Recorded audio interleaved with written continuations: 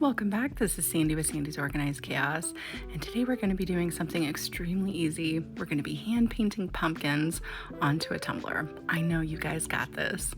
As always, I'll make sure to put everything that I used today down in the description box below so that you guys can shop those items if you would like to. If you're new to my channel, don't forget to hit that subscribe button, and let's wake up, prep these tumblers, and slay all day. Let's do this.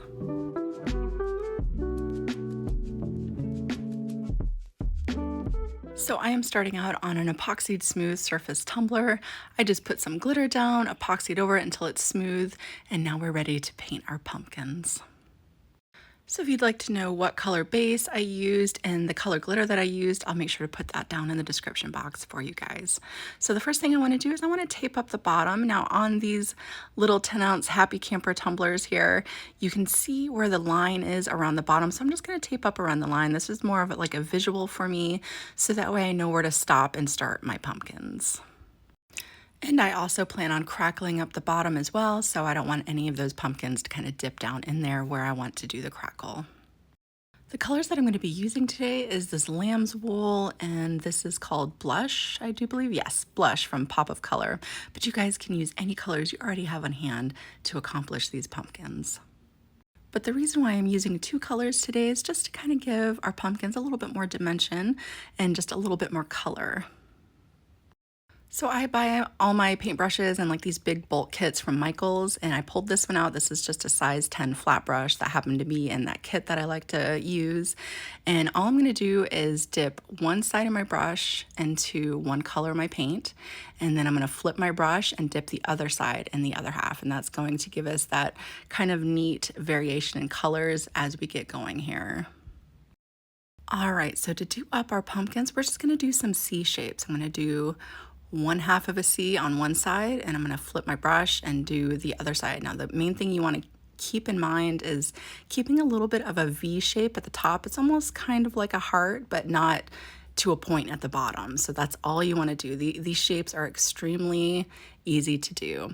And you want to think about pumpkins, you know, visually see a pumpkin. They're all different sizes and shapes. Some are oblong, some are real short, some are real tall. So these shapes do not have to be absolutely perfect. You just want to get the concept of your pumpkin down. I also don't want you guys worrying too much about making sure that these pumpkins are fully filled in, because we will come through and do a second coat over top just to make sure everything is nice and filled in with our colors. But the whole concept behind doing these C shapes is it's giving us a basic idea of the shape of the pumpkin. So meaning shape by, it's like a sphere. So when you look at a sphere, you know, it kind of dips off to one side and then the other side, giving us that rounded look for us. And being able to visually see those brush strokes going into each direction that your outlines need to be going into, it kind of helps out. Now, as you get going and you feel like, wow, these just look like blobs, as long as you have that bit of a V at the top so you know where your stem is going to go once we start doing the stems and everything like that on the pumpkins, it will be just fine. The pumpkin will turn out just fine, trust me. It's gonna kind of look like a blob at first, but as long as you get this basic outline done, you're gonna be all right. Now, once I made it back around to the front after doing my outlines, everything else was ready to be done up in a second coat. So I'm going to come back through and do the same thing where I just make these swooping motions, making sure it's nice and filled in as I go. And then I'm going to let that dry, and then we're ready to move on to the next step. Now, let's say you were working on these and you just got to this one pumpkin and you're like, I don't like it. I'm not digging it. So all you want to simply do, and this is why we work on an epoxied smooth surface when we go to paint, is you want to take some rubbing alcohol and a paper towel, and all you have to do is wipe it right off and redo your pumpkin. It's as easy as that. So another thing is you don't want to sand your surface either, because if you do sand it and then paint over and you need to wipe something off, that paint will get stuck down into the grooves of where you were sanding, and so you'll have to come back through and hit it up one more time with some sandpaper as well to finish removing that paint from out of the grooves. So a nice smooth surface works just fine. Repaint your pumpkin, and there you go. Now, one more thing that I'm gonna do before I just let this dry and we start adding a little bit of details is I'm gonna take a little bit of that blush color, and again, starting from where my stem is going to be, so I just visualize where my stem's going to be, I'm gonna take some of that pink and just do these sweeping motions down. Again, that's just gonna give it a little bit more dimension and let us know kind of roughly the shape of where we want everything to be once we start doing those outlines. Now you may have noticed I did paint some pumpkins on the handle itself, but I ended up not liking it, so I just wiped that away before I move forward. And after I'm done with that, I'm going to set that off to the side and let it dry very well before I move on to this part. So I have this gold metallic marker that I'm going to be using. I have some Posca markers that are also the gold metallic, which I wish I would have used instead of this one. This one worked okay. I just wish it would have stayed a little bit more vibrant after the epoxy was applied. So we're going to use this gold paint marker to do the stems, and we're also going to do it to put a little bit of designs on the pumpkin itself. And the stems are super easy. They're just upside down triangles, and you just want to place them right into where those V's are at the top of our pumpkins that we made. So now you're starting to be able to see that pumpkin come alive for you. So I'm going to go ahead and do up my stems. I'm going to let that dry for a second. It doesn't take too long for this to dry, and then we'll be ready to move on to the next step. Now that our stems are somewhat dry, I want them dry so that way I don't accidentally stick my hand in it and smudge it. But I'm gonna go through and I counted up my pumpkins. I have 10 pumpkins here, and I want to do some with polka dots. So I'm just gonna do simple dots all over my pumpkins. I also want to do 2 with a chevron pattern, and then I'm gonna leave the rest of them just plain pumpkins. But this could obviously be anything you'd like to do. I just thought this was just really simple, just doing the polka dots in there, and also the chevron pattern is pretty easy as well. So all you want to do is just make a zigzag motion across your pumpkin. I'm trying to keep in mind as well that it just has a little bit of a curve to it, if you see how I did it, just to kind of keep in line with that sphere shape we're trying to go with. So as I go off to the other side, I just try to keep it going up just a little bit, just to make sure that that continues on with the circular motion of our pumpkins. So after you dress up your pumpkins with any type of little designs you would like to do, you want to set that off to the side and make sure those markers are nice and dry, and then we're going to go ahead and crackle up the bottom. So I'm going to go ahead and remove that tape. Now, if you don't feel comfortable kind of freehanding, which I'm going to be doing here in a second, go ahead and just reuse this tape that you're peeling off to put around the opposite side of where your line is, so that way you don't accidentally paint your pumpkins.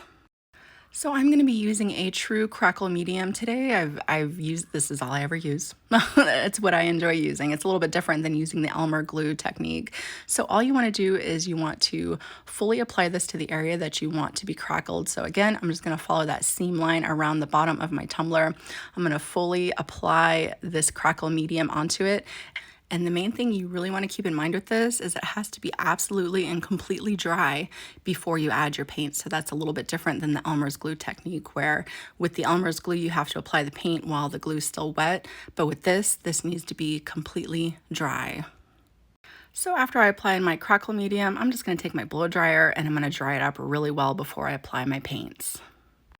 So I'm going to use the same exact color paints in the same kind of fashion that I did my pumpkins. I'm going to dip one side of my brush into one color, the other side in the other, to kind of give that two-tone crackle effect on the bottom here. So again, I'm just going to follow my seam, and the main thing you want to keep in mind here is one sweep. That's all you want. You don't want to go over that again, just one time, and then you keep on going. So when you need to load up your brush again, just do the same thing and just keep rolling it around, and try not to retouch the surfaces. You see that those cracks are already starting to form, and you don't want to mess with that. So just keep going all the way around.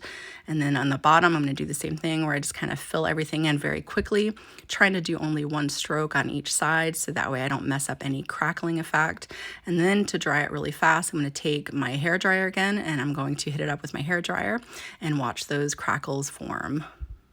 But I just really love that extra just little bit of rusticness on the bottom. I think it's very cute.